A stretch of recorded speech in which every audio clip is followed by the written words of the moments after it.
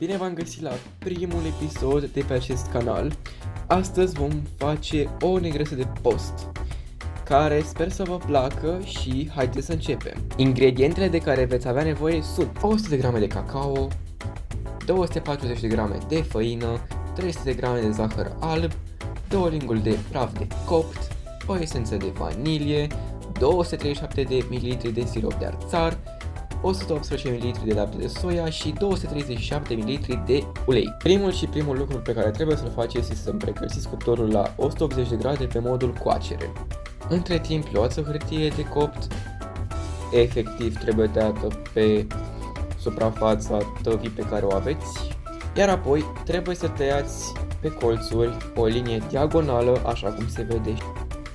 De asemenea, tava trebuie unsă bine, astfel încât negresa să nu se lipească când va ieși de la cuptor și să fie imposibil să o scoateți din tavă. Trecând la ingrediente, vom lucra mai întâi cu cele lichide, adică într-un bol mare trebuie pus laptele de soia, după care uleiul, după care siropul de arțar și nu în ultimul rând esența de vanilie. Puteți de asemenea să le puneți în orice ordine vreți, dar să fie cele lichide într-un bol mare. După aceea trebuie amestecate bine până se omogenizează. Însuit trebuie să punem într-un bol mediu făina peste zahăr, urmată de cacao și de bicarbonatul de sodiu. Din nou puteți să le puneți în orice ordine, dar mai apoi trebuie amestecate toate foarte bine până se omogenizează. Și un ingredient secret, sarea, care va spori aroma negresei. Și apoi vom lua cele două boluri și vom turna o treime din ingredientele uscate peste cele lichide și trebuie amestecat până se încorporează și continuăm așa până terminăm cu ingredientele uscate.